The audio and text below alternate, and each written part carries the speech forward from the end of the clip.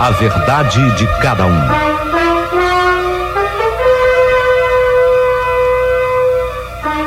Olha, para ser sincero, a vida de ninguém é fácil.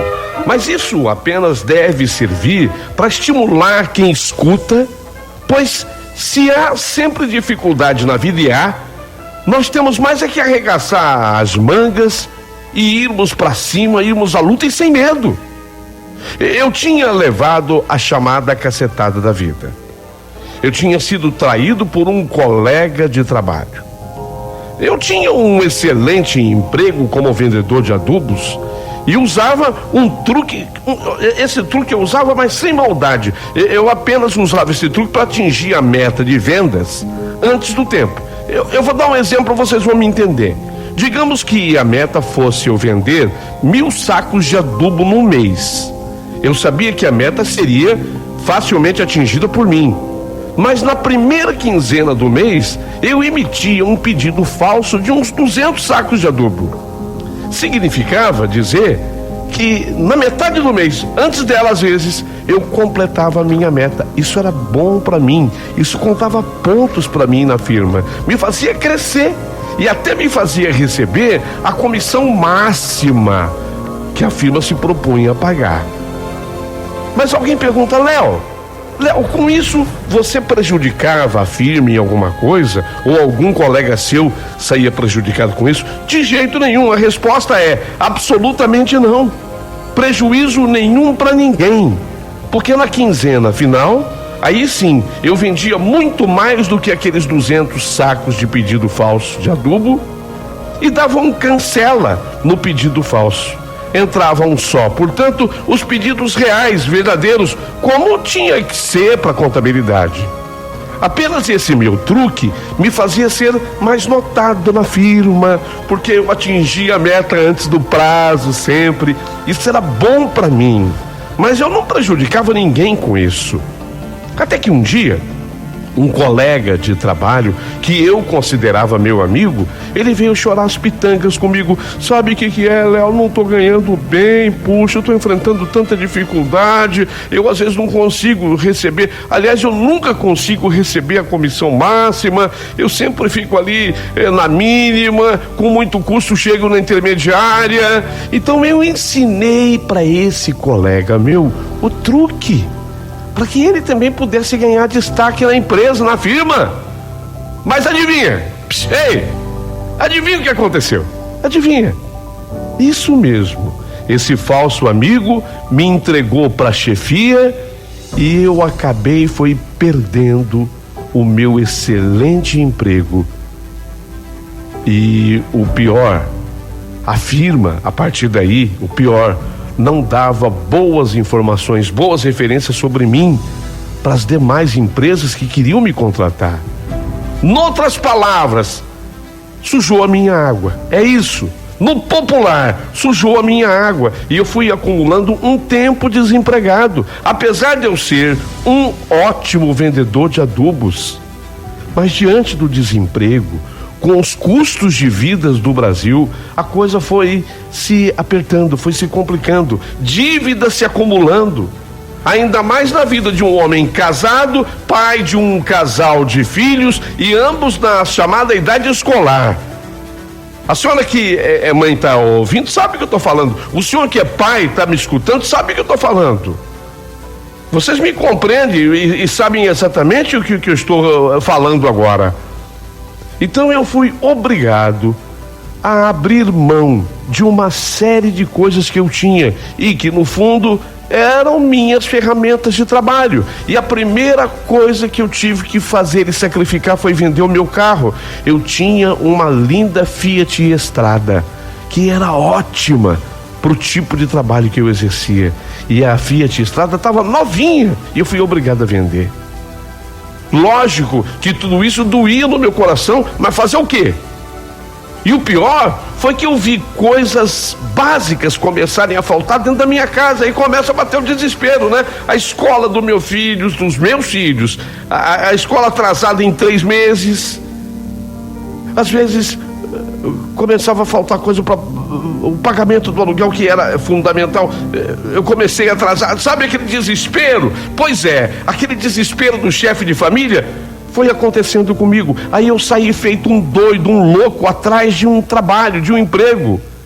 E como eu não queria sair da área que eu conhecia muito bem, os adubos, não é por querer me gabar não, mas eu conhecia muito bem esse negócio de adubos, que eu aprendi desde o tempo do meu avô, lá no sítio. Meu avô tinha o sítio São Cristóvão e eu vivi muito tempo com ele lá, aprendi muito com ele a respeito de terra, de adubo e etc. Então comecei a ir atrás desse novo trabalho, esse emprego que eu precisava. E aí, como a firma da qual eu saí sujava minha água com quem pudesse me contratar, eu comecei a ir buscar esse emprego em lugares mais longínquos, onde o contato com a minha ex-empresa fosse o mínimo possível. E volto a repetir, nunca roubei ninguém, mas aquela minha esperteza ainda me prejudicava. E eu só fui conseguir um trabalho numa empresa no estado de Goiás. E nem era de adubo, e sim, ela era uma fábrica de implementos agrícolas. Fabricava roçadeiras, colheitadeiras e etc. Mas o gerente dessa empresa em Goiás, ele foi com a minha cara. E eu abri o jogo com ele sobre o ocorrido na minha ex-empresa. Você sabe que esse tipo de coisa é melhor contar logo. Seria muito pior se alguém contasse. Então eu acabei abrindo o jogo para ele do que aconteceu comigo na minha ex-empresa. E ele me compreendeu e viu que eu era bom de serviço, bom de trabalho, que eu tinha vontade. Eu só tinha um problema. Naquele momento eu estava sem carro. E é fundamental para um vendedor desses ter um carro. Só que ele foi tanto com a minha cara que havia no pátio dessa empresa uma S10 antiga, essas caminhonetas S10 antigas, parada no pátio, lá na empresa. E ele me deu essa S10 para eu trabalhar com ela naquele começo, naquele início. E eu, cheio de vontade e precisando tirar o atraso, eu abracei a oportunidade e comecei com tudo. No início, eu fui para a dedicação chamada máxima. Eu acelerei com tudo, eu não podia parar. E comecei a viajar com a S10 para tudo que é cidade de Goiás, do Mato Grosso, Tocantins. Onde houvesse uma fazenda com qualquer potencial de compra, lá estava o Léo, lá estava eu, vendendo implementos agrícolas. E eu até aproveitava, e como eu conhecia muito a área de adubos, eu falava dos adubos também, e não raro, eu vendia adubo também. Aí eu passava os pedidos dos adubos para colegas meus e ganhava uma parte da comissão deles. Mas agora eu era gato escaldado. Eu era gato escaldado. A primeira pessoa a saber das minhas vendas de adubo também foi justamente o meu novo chefe. Fiquei com medo de ser traído de novo. E aí ele me autorizou, uma vez que não representava nenhum prejuízo para a venda dos implementos agrícolas. E eu comecei a vender muito bem as roçadeiras, as colheitadeiras, e precisava mesmo, já que eu estava num vermelho total, absoluto. Naquele mais de meio ano que eu fiquei desempregado, nossa, o prejuízo foi de fato grande. Um homem precisa trabalhar sempre. Só que nesse esforço meu, para poder recuperar o tempo perdido, o tempo parado, eu acabei trabalhando demais, sabe? Eu fiquei até meio doente, sabia? Até meio doente eu fiquei. Eu me alimentava muito mal, eu acabava ficando muito tempo sem dormir. Eu queria aproveitar cada minuto para fazer o meu trabalho render. Mas o esforço estava valendo a pena, graças a Deus. O esforço estava sendo recompensado, porque o dinheirinho começou a entrar. Ah, isso é bom. O dinheirinho começou a entrar e eu comecei a pagar as contas. Fui acertando tudo que eu pudesse acertar. A outra coisa que eu muito lamentava era o tempo que eu passava fora de casa. Eu viajava para cidades muito distantes e não raro eu completava 2 semanas fora da minha casa. Casado, você sabe como é, a minha mulher ligava Ela procurava compreender o meu esforço, mas no fundo sempre tem uma cobrança por parte da esposa, da mulher, até porque ela ficava com a responsabilidade de 2 crianças, o que não é fácil. E ela acabava dando um jeito de dar uma cutucada. Léo, meu amor, tudo bem, Léo? Tudo bem. E aí, tudo certinho? Quando você volta, Léo? Eu tô completando, eu tenho mais umas fazendas para fazer aqui uma visita. Ô, Léo, eu tô com uma saudade. Eu tô com uma saudade tão grande de outra coisa. As crianças sentem demais a sua falta. Você sabe que a Camille, a nossa filha, ela é muito ligada a você. Eu nem queria te contar, sabe? Mas às vezes eu vejo a Camille chorando pelos cantos da casa. E eu sei que ela faz isso, ela chora, sentindo a tua falta, a tua ausência. O Raul também sente, mas ele se distrai mais com o futebol. Embora ele reclame demais a sua falta no jogo mesmo de ontem à noite. Falou, pô, meu pai não tá aqui para assistir comigo. Ele nunca tá aqui para assistir comigo, né, mãe? Ele nunca tá aqui, eu não sei onde meu pai se mete, viu? E o que você falou pra ele?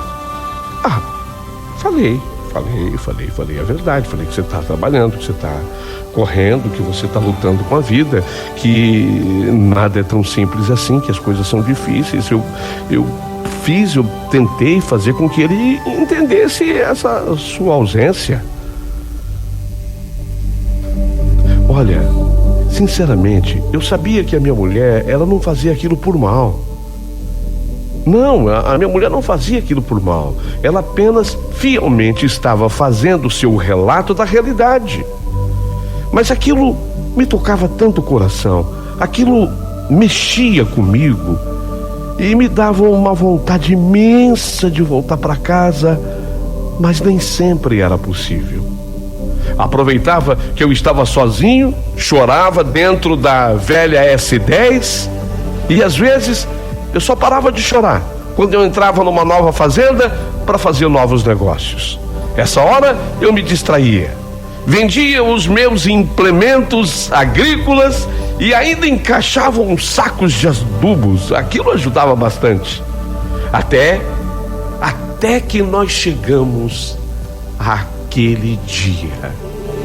E aquele dia iria mudar tudo na minha vida.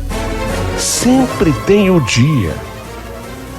E como eu gostaria que você ficasse atenta para tudo que eu vou contar, porque aquele dia teve um significado especial na minha vida e com certeza pode ter um significado especial na tua vida também, até que chegamos àquele dia.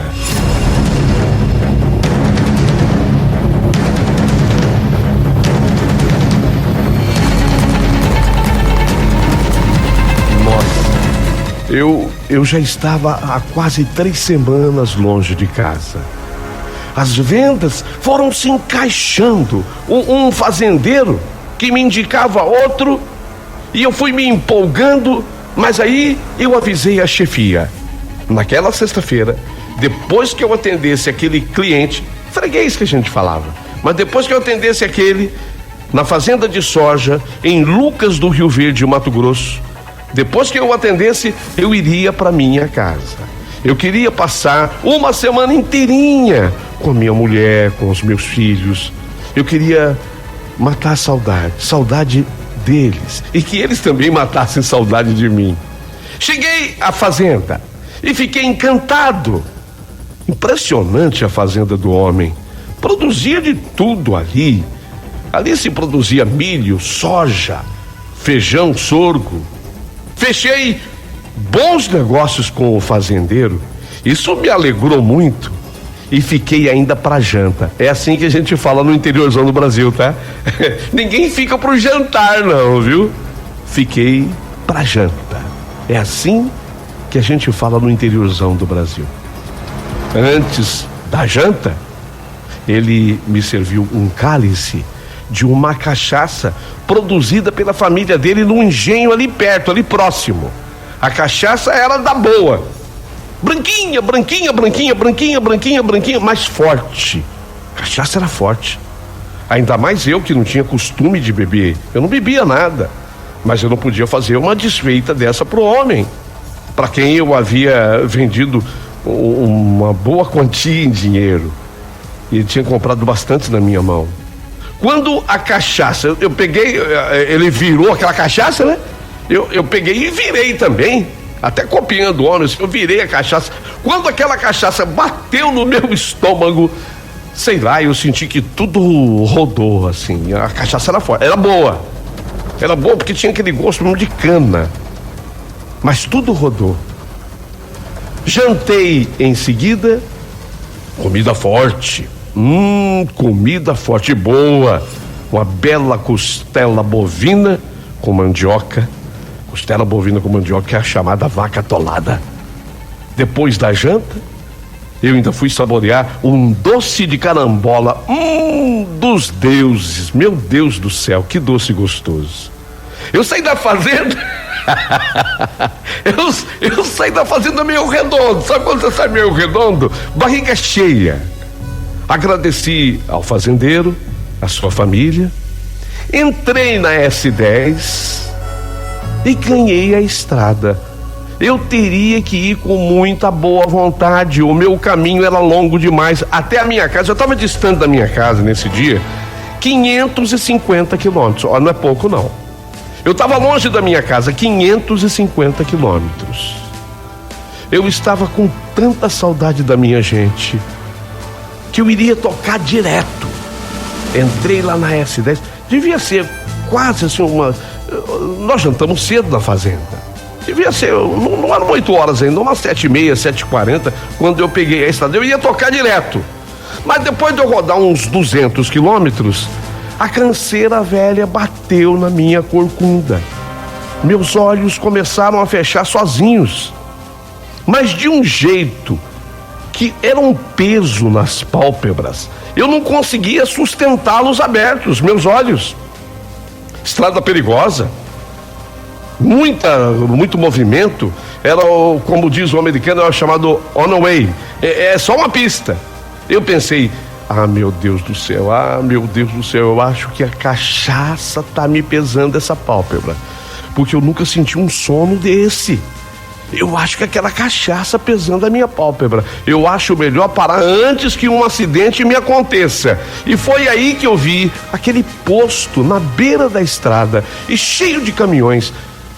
Devia ser umas 10 da noite. Vai ser aqui mesmo. Eu entrei com a S10 e, não suportando mais o sono, já estacionado, eu antes liguei para minha mulher. Eu queria avisar a Ana, a minha esposa, eu queria avisar a Ana que eu ia dormir no posto. Eu não estava aguentando, gente, o peso da pálpebra. Eu ia dormir no posto, descansar, e no dia seguinte, cedinho, eu completaria o trecho. Eu ainda tinha pela frente mais 350 quilômetros. Mas quando eu liguei, eu notei que a voz da Ana, a minha mulher, a voz estava diferente, não estava normal, estava embargada. A voz dela estava pesada, estava triste, estava até pesarosa. Eu forcei a pergunta: mas Ana, o que foi? Você não está normal. Por que você está falando assim? Ana, fala a verdade. Aconteceu alguma coisa? O que houve? Quando eu forcei, pronto, a Ana desabou num choro sem fim. Claramente estava ocorrendo algo e a Ana não teve como esconder. Léo, eu não queria te contar. Eu sei que você está na estrada e sei que você está cansado, mas sabe o que é, Léo? A Camille, ela vinha apresentando um quadro de febre, uma febre alta. Chegou a 39,5. Eu achava que fosse resfriado, que fosse gripe, Mas como a febre não cedia, não passava, o médico resolveu fazer um raio-x e deu pneumonia. A Camille está com pneumonia chamada dupla nos 2 pulmões. Ela teve que ser internada. A nossa menina está internada.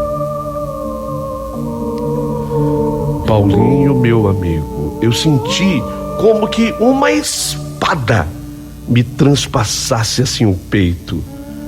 A minha amada filha Camille internada com pneumonia dupla. Além de tudo, eu me sentia culpado. Era a minha ausência. Era a minha ausência. Era a minha falta. A falta que ela sentia de mim. Eu já estava há quase 3 semanas fora de casa. É óbvio que essa falta, a minha ausência, isso tudo diminuía as defesas do organismo dela. Ela ainda criança, 11 anos de idade. Eu me sentia culpado. E tudo isso foi deixando ela debilitada. E aí eu fiquei desesperado. E eu resolvi partir naquela hora mesmo. Eu não ia dormir no posto. Apesar de todo o cansaço, da minha pálpebra pesando tonelada, eu iria embora.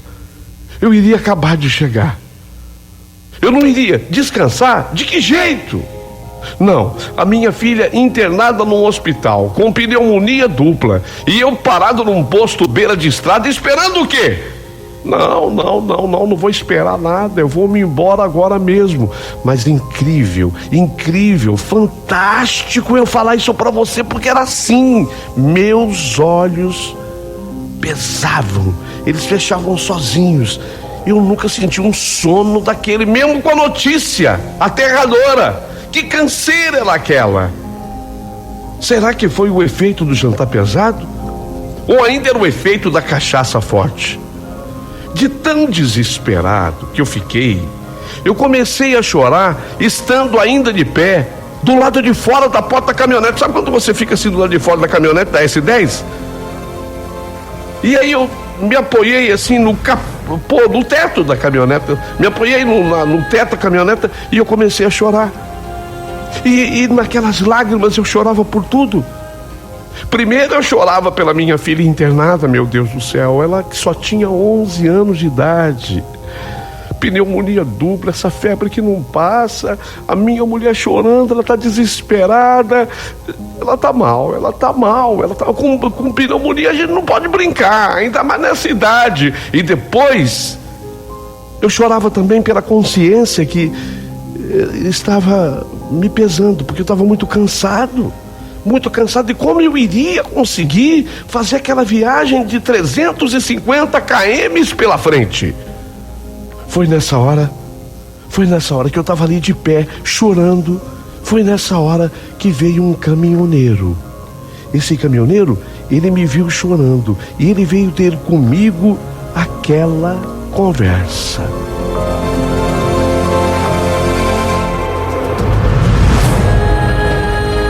Oi, moço. Tudo bem? Tudo bem? Tá chorando? É a vida. Que foi? Pode falar. Quer se abrir, a hora é certa. Senti firmeza naquele homem que eu não conhecia. Um caminhoneiro estranho, diferente. Eu contei pra ele tudo o que se passava comigo. Tudo que estava acontecendo foi sim um desabafo. Ele me ouviu atentamente. E ele me falou: olha, eu vou dar uma coisa pra você tomar. Já tomou a rebite alguma vez? Não, senhor. Eu nem sei o que é isso. A rebite, já ouvi falar sim, mas nunca tomei. Pois, peraí. Tá aqui. Toma. Ó, pode engolir. Ele enfiou a mão assim no bolso e ele tirou um comprimido de cor azul, um azul celeste. Mas aquele comprimido que ele tirou do bolso parecia que tinha luz. O comprimido brilhava, parecia ter luz própria. Ele me entregou aquilo e disse, repetindo: engola, pode engolir. É miúdo. Nem água tinha ali, mas ele me entregou aquilo e era de fato miudinho. Eu coloquei na boca e engoli. Em seguida, agradeci o caminhoneiro e ele falou: pronto, agora você pode viajar a noite inteira. Não dorme mais. Daqui pra frente sossegado. Mas não corre não, vai devagar, tá? Vai devagar que vai dar tudo certo. E quando você chegar lá, você vai encontrar a sua filha já bem melhor. Já vai estar praticamente curada. Como assim? É que ela é criança. Eu sei, criança, tô acostumado, se recupera fácil. Vai com Deus, pode ir com Deus. Ele acabou de falar, ficou ainda me olhando como a cobrar, vai, né? Tipo, ficou, ele me deu aquilo e começou a cobrar de mim, vai. Para eu não esmorecer, para eu não parar, para eu não continuar ali. Então o que eu fiz? Eu entrei na S10, entrei na caminhonete, liguei o motor e fui saindo devagar. Ainda olhei do lado e eu vi o caminhoneiro que me sorria. Ele me acenou um adeus, um tchau. Eu peguei a estrada e eu comecei a rodar. A caminhoneta andou sobre o meu comando, se tanto, uns 5 minutos, talvez nem isso, mas o que eu vou lhe contar daqui para frente é a mais pura verdade. Foi a partir desse tempo, coisa de 5 minutos, se tanto, a partir desse tempo que eu sentia que a caminhoneta não estava sendo mais conduzida por mim, mas por outra pessoa. Eu não estou mais dirigindo a caminhoneta. Eu não estou exagerando. A velocidade era mantida, mesmo quando eu tirava o pé do acelerador, não caía. E nem quando eu pisava mais fundo, tentando correr um pouco mais, a velocidade não evoluía. A direção, teve uma hora que eu tirei a mão para testar. Eu tirei a mão da direção e vi que o volante se movia com aquela lentidão de quem dirige, mas nas posições corretas, e a caminhoneta se mantendo na pista. E uma outra coisa fantástica foi quando eu percebi que na estrada onde eu ia com a S10 não tinha mais movimento nenhum. Não tinha, era pista simples. Eu cruzava com o carro toda hora, mas não cruzava mais com carro nenhum. Não havia outro veículo, não haviam os outros carros. A caminhoneta foi tomando uma velocidade cada vez maior, e foi tomando uma velocidade cada vez maior. E teve uma hora que eu tive a sensação de que eu estava voando com a caminhonete. Estava voando com a caminhonete.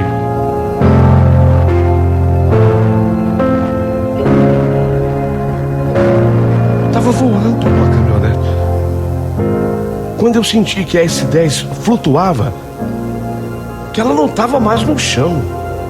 Quando eu senti que a S10 flutuava, eu apaguei. Isso mesmo, eu dormi, eu não vi mais nada. Eu só fui acordar com os primeiros raios de sol e o cantar dos passarinhos. Nossa, onde eu tô? Aonde eu tô? Que horas são? Olhei no relógio, 5h50 da manhã. Eu estava debaixo de uma árvore que não foi muito difícil identificar. Era uma paineira e toda florida, mas aquela paineira eu conhecia bem. Eu muitas vezes brinquei debaixo dela. Aquela paineira ficava numa estrada vicinal, entrada para um sítio que tinha sido do meu avô. Logo após a paineira ficava a porteira, onde permanecia ainda escrito o nome do sítio: Sítio São Cristóvão. Sítio São Cristóvão. Meu Deus, meu Deus, meu Deus, como eu vim parar aqui? Quem me trouxe? Eu dormi esse tempo todo. Eu estou no máximo a 15 minutos da minha casa. Ainda tomei um pouco da fresca daquela manhã, escutei mais um pouco o canto dos passarinhos que estavam todos ali já acordando naquela paineira. Os passarinhos ainda cantando. Ouvi mais um pouquinho deles. Liguei a caminhonete e fui embora. Detalhe importante, prestem atenção nesse detalhe, por favor. O tanque de combustível da caminhonete estava na mesma marca, ou seja, tinha ainda 3/4 do tanque, a mesma marca de quando eu havia parado naquele posto. Mas isso 350 quilômetros antes. Estranho, muito misterioso, muito estranho. Toquei para minha casa. Eu estava a 15 minutos de casa e totalmente descansado. Meu corpo totalmente descansado. Toquei para casa. Encontrei lá tudo em paz. Abracei a minha mãe. A minha mãe tinha ido dormir na minha casa com o meu menino, Raul. E a minha mulher tinha ido para o hospital, dormir no hospital com a Camille. Me despedi da minha mãe correndo e fui para o hospital. Quando eu cheguei no hospital, eu encontrei a Ana, a minha mulher, sorrindo. Segundo a Ana, a Camille dormia agora profundamente, mas muito profundamente. E ela teve uma grande e inexplicável melhora. A febre, que havia durado 5 dias, havia desaparecido por completo. Verdade, Ana. Puxa, graças a Deus, que bom. O médico chegou, depois uma médica, depois veio outro médico, olha, uns 3, para tentar entender a melhora da minha filha. Se repetiu o tal do exame, é raio-x que eles fazem do pulmão, e eles voltaram lá no quarto depois. Foi impressionado. Vocês entendem de raio-x? É difícil, né? Às vezes é difícil entender aqui. E eles tentaram explicar. Esses aqui eram raio-x antes da internação. Isso aqui agora. Os pulmões estão limpos. Os pulmões, os 2 estavam afetados. Tá vendo isso aqui, ó? Aqui, é isso. Essa manchinha aqui, num pulmão. Ó, essa manchinha no outro. Isso é pneumonia. Os 2 estavam afetados. Agora, os pulmões estão limpos. Graças a Deus. Foi só o que eu consegui falar. Graças a Deus. Nossa filha ainda ficou aquele dia no hospital por uma questão de observação, mas no outro dia teve alta, para nossa felicidade. Mas é isso que eu quero discutir com você. O que houve comigo? O que você acha? O que aconteceu comigo?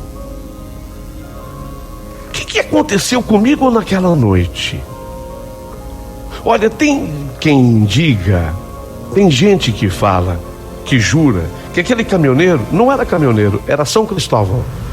Porque o sítio do meu avô chamava São Cristóvão.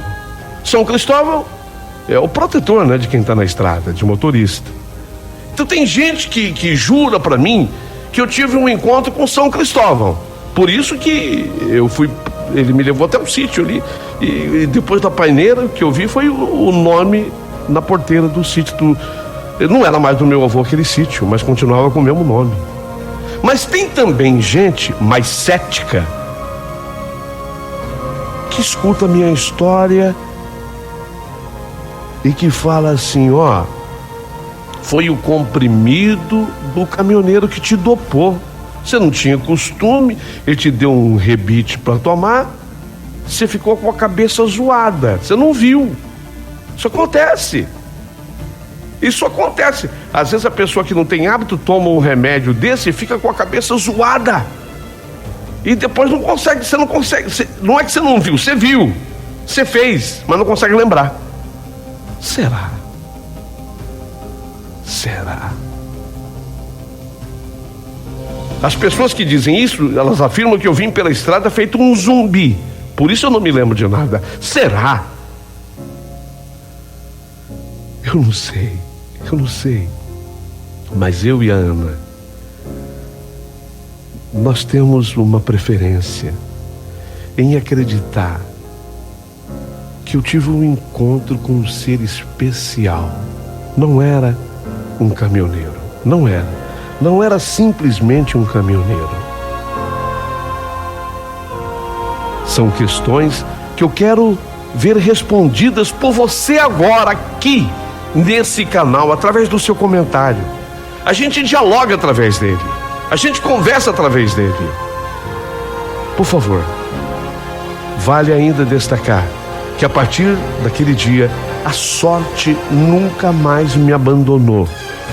Eu acabei me tornando gerente da loja, da fábrica de implementos agrícolas. Acabei na gerência e responsável por toda a parte de vendas. A minha vida dali para frente foi só progresso. Será que foi o comprimido que eu tomei? Não, eu não acredito. Mas respeito se você pensa assim. Para mim, foi um encontro com um ser especial.